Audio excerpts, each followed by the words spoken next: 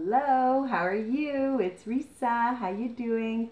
I'm going to be teaching you how to make delicious granola bars. I'm so excited because every time I go to a grocery store, all I see are high sugar, high fat, made with lots of preservatives. So I've Risa-fied it with 3 ingredients, super easy, super simple. Well, the main ingredients: oatmeal, syrup, and what else? PB2. It's going to stick together nicely and it gives it a nice flavor. I'm doing half the recipe that I normally make for you guys, but you can double it. If you want to use real peanut butter, you know what I always say, you can use real peanut butter. And if you want to use real syrup, well, whatever you call it. I like the Joseph syrup. I love the flavor. Okay, but you can do what you want. If you don't have those ingredients, you can change things up to suit your needs. So a cup and a half of oatmeal, whatever oatmeal you have. I'm going to put it in a large bowl. I'm just going to use a pinch of salt, okay, just to bring out a little bit of flavor. That's it, not a lot. I've taken about, well, it is a half a cup of peanut butter powder. If you're doubling it, it's obviously a cup. And for the oatmeal, it's 3 cups, okay? I'm gonna just slowly add a little bit of water, some cold water, and I'm gonna whisk it, okay, until I get it into a nice peanut buttery paste consistency. Okay, and that's it. So I'm mixing it up. I'm showing you that it's really easy and fast. And oh, I love the smell. I've measured out 1/4 of a cup of the syrup, and I'm just going to add that. Really easy. Oh, my hands are sticky. Oh, that's syrup. There's nothing like real, well, I keep saying real, but to me, it tastes just like real maple syrup. Now, yum. Sorry about that. I can't help myself. This is what happens. So I'm just going to mix that up together with a spoon. Get my spoon. Actually, I'm going to get a fork and mix it up. Just like that. And then I'm going to add about 1/4 of a teaspoon of some vanilla. Love my vanilla. Gives it some nice flavor. And there we go. Easy. So you've got this nice mixture, and now you're just going to add it to your oatmeal.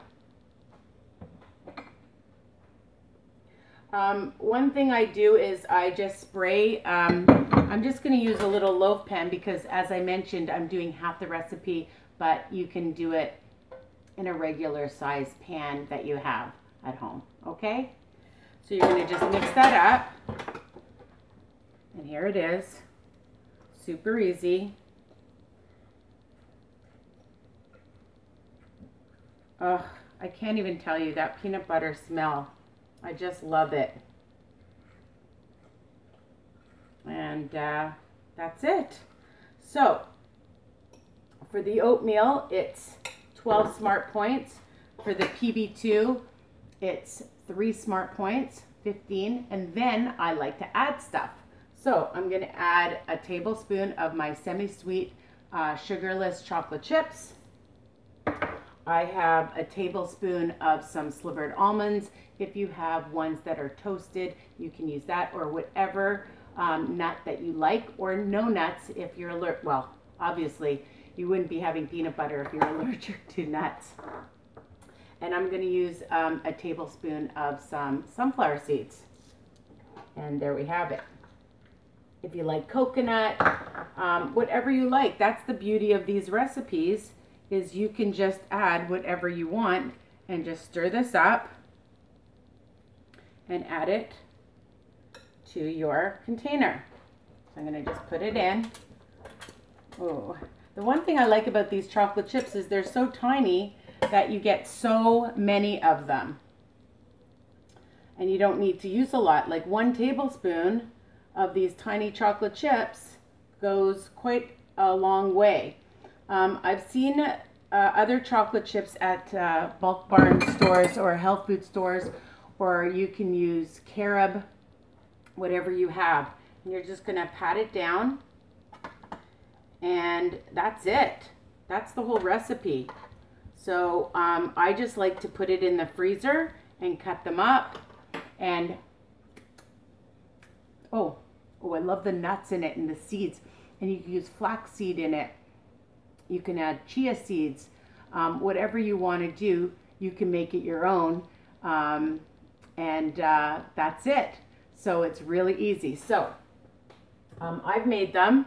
I cut them into little bars, little tiny bars like this. And you can make them and slice them how big or how small that you want. So you just divide the recipe up. I came up with, for this whole thing, is 18 smart points.